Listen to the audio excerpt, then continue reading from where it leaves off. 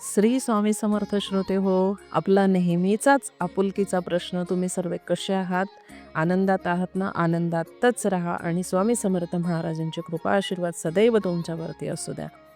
तर श्रोते हो, आजचा अनुभव आहेत बीड येथील ताईंचा.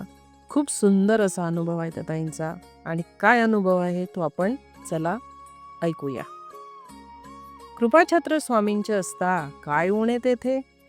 म्हणजे श्रोते हो बघा, खरंच जर तुम्ही स्वामी सेवा ही मनापासून करत असाल आणि कुठंतरी तुम्हाला अशी खूप तुमची कामं अडलेली असतील किंवा असे प्रसंग बऱ्याच वेळेला आपल्यावरती ओढून येतात की आपल्याला काहीच मार्ग सापडत नाही, काहीच पुढे सुचत नाही, पण त्याच वेळेला आपल्याला एक खूप मोठा आधार आणि तो आधाराचा हात असतो आपल्या स्वामी महाराजांचा आपल्या पाठीवरती, की भिवू नको, मी तुझ्या पाठीशी आहे.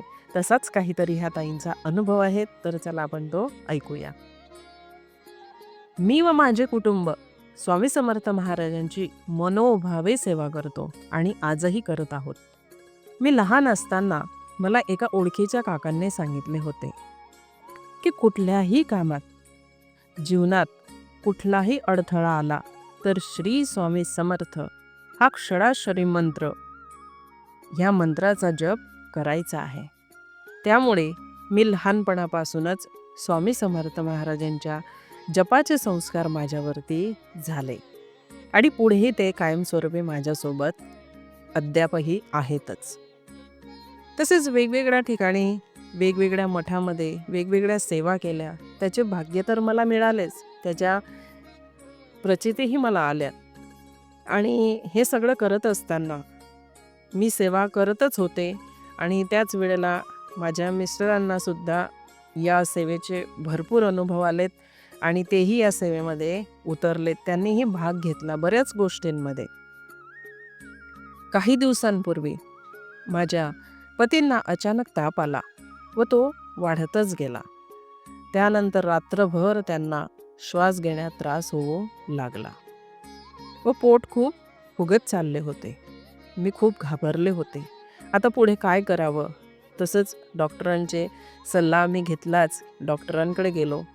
डॉक्टरांनी आम्हाला सोनोग्राफी करायला सांगितले आणि त्यात असं आढळून आलं की त्यांच्या लिव्हरवरती 50 मिली पस झाला आहे. हा माझा पहिला अनुभव असा की गुरुवारी त्यांना मी ॲडमिट केले, त्याच दिवशी त्यांची प्रकृती चिंताजनक झाली होती. BP 170 ते 180 पुढे होत होता. त्यावेळेस आम्ही त्यांना जर औरंगाबादला नेले असते तर फार मोठे संकट आमच्यावरती उद्भवले असतं, असं त्या ताई सांगतायत. त्यामुळे ही बुद्धी महाराजांनीच दिली असावी असं त्या म्हणतायत. त्यांना ॲडमिट केलं. पुढे 10 ते 15 दिवस ICUमध्ये होते. त्यानंतर इन्फेक्शन पूर्णतः बरे झाले होते, पण त्यांना सतत येणारा ताप काही कमी होत नव्हता. म्हणजे तो 103 ते 105च्या खाली येतच नव्हता. आता काय करावं मला काही सुचत नव्हतं. पहिले 15 दिवस तर गेलेच होते. त्यानंतर हा ताप की जो 103 ते 105 वरती होता, 10-15 दिवस पुन्हा त्यामध्ये गेले आणि हे सतत चालूच होतं आणि त्यांची प्रकृतीही बिघडतही चाललेली होती. सगळ्या टेस्ट करून झाल्या होत्या, बरेच औषधोपचारही झाले होते, तरीही ताप काही कमी होत नव्हता. परंतु एके दिवशी अशी घटना माझ्यासोबत घडली की रात्रीचे 8 ते सकाळचे 8 वाजेपर्यंत आमच्या वॉर्डच्या शेजारी एक रूम होतं आणि त्या रूममध्ये डॉक्टर्स, नर्स काही तात्काळ सेवेसाठी असायचे. दिवसभर कामावर असणारे डॉक्टर, नर्स रात्रीच्या डॉक्टर्स, नर्सला पेशंटला द्यायची औषधे व दिवसभराच्या पेशंटची माहिती देऊन घरी जात होते. म्हणजेच जसं आपण रिलिव्हर म्हणतो, सकाळचा आला की तो त्याची माहिती पूर्ण देतो आणि नंतर दुसरा रिलिव्हर तिथं येत असतो. तशाच प्रमाणे त्यांच्या डॉक्टर्स लोकांच्या, नर्स लोकांच्या ड्युट्या ह्या लागलेल्या होत्या. तसंच हे सगळं सुरू असताना दुसरा स्टाफ त्यांच्या जागी येत होता. पण त्या दिवशी, ज्या दिवशी ही घटना माझ्यासोबत घडली, त्या दिवशी मात्र त्या रूममध्ये कोणीही नव्हतं. तिथं कोणीच आढळून सुद्धा आलं नाही. माझ्या पतींना सकाळच्या औषधींचा जो डोस घ्यायचा होता तोच रात्री परत द्यायचा होता. रात्रीचे सुमारास 3 ते 4 वाजले असतील आणि त्यावेळेला त्यांना खूप ताप भरून आला. खूप प्रचंड प्रमाणामध्ये. मी खूप घाबरले. मी नर्स किंवा डॉक्टरांना बोलवायला म्हणून बेल दाबली. तशी एक व्यक्ती आली. त्यांनी त्यांच्याच जवळचे सलाईन लावले. डोक्यावर थंड पट्ट्या लावण्यास सांगितले व मला म्हणाले, ताई घाबरू नका, सगळं काही नीट होईल. गरज लागल्यास बेल वाजवा म्हणजे मी परत येईल. असे सांगून ते व्यक्ती निघून गेले. थोड्या वेळाने मी त्यांना बोलवायला बेल न वाजवता स्वतःच गेले तर त्या रूममध्ये ते एकटेच होते. रोज तिथं खूप डॉक्टर नर्स यांचा खूप प्रचंड प्रमाणामध्ये घोळका असायचा, पण त्या दिवशी मात्र ते फक्त एकटेच होते. जेव्हा जेव्हा त्यांची आवश्यकता मला भासली तेव्हा तेव्हा ते येत होते. खरं तर इतक्या दिवसात आम्ही त्यांना कधीच बघितलेलेही नव्हते. ते रूममध्ये आले की अष्टगंधासारखा सुगंध मला जाणवत होता. त्यांच्या चेहऱ्यावर प्रचंड तेज होते. सकाळी 8 वाजता कामाची वेळ संपायच्या वेळेआधीच ते निघून गेले. ते कुठे गेले कोणालाच माहिती नव्हते. सकाळच्या स्टाफला त्यांनी रात्रभराची माहिती व पेशंटचं रुटीनसुद्धा दिले नव्हते. सकाळी 6 वाजेनंतर ते गायबच झाले. कोणाला व कुठेच दिसले नाही. मात्र चमत्कार असा झाला की माझ्या पतीचा ताप कमी झाला व त्यांना बरे वाटू लागले होते.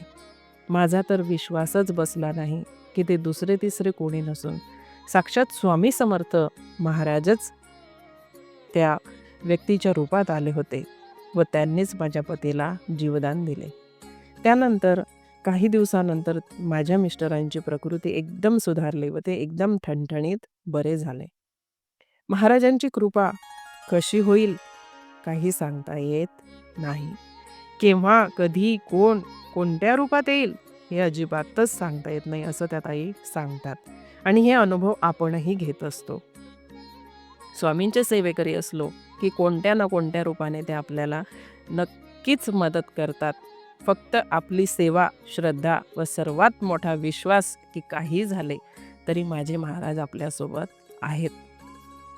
भक्तांनो, खरंच आहे, स्वामी सेवा करताना कोणत्याच गोष्टीचा किंतु परंतु मला ठेवू नका. आज हे सांगताना माझ्या सुद्धा डोळ्यात पाणी येत आहे. नक्की कधीतरी मी माझे स्वतःचेही अनुभव मला शेअर करायला खूप आवडणार आहेत. कारण मलाही खूप महाराजांनी असे अद्भुत अनुभव दिलेले आहेत की त्या अनुभवानंतर माझे मिस्टरसुद्धा स्वामी सेवेला लागले.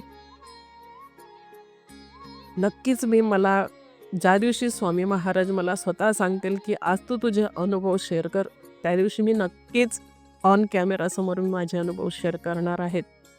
असो, स्वामी समर्थ महाराजांनी खरंच आपल्याला जो क्षणाक्षणी मंत्र दिलेला आहे त्याची नित्य नियमाने सेवा करा. होईल तसं का होईना, तुडकी मुडकी का होईना. मी असं म्हणत नाही की माझंही सेवेमध्ये परफेक्शन आहे, अजिबात नाही. पण जेवढी होईल तेवढी मनोभावे सेवा माझे महाराज माझ्याकडून करून घेतात याचा मला खूप विश्वास आहे. आणि बघा, स्वामी महाराज आपल्या नक्कीच कठीण ज्यावेळेला आपल्यावरती येतो प्रसंग त्यावेळेला नक्कीच कोणत्या ना कोणत्या रूपात धावून येतात. अशीच काहीतरी कथा माझी आहे माझ्या मिस्टरांबाबतीत. ती मी नक्की कधीतरी तुमच्या सर्वांसोबत शेअर करेल. आजची केलेली सेवा इथंच थांबवते. जे काही चुकलं बुकलं असेल माझं सांगताना क्षमा करा आणि केलेले सर्व सेवा स्वामीचरणी अर्पण करते. पुन्हा नवीन एका कथेसोबत एका अनुभवासोबत तुमच्यासोबत मी नक्कीच भेटेल. तोपर्यंत सर्वांना श्री स्वामी समर्थ.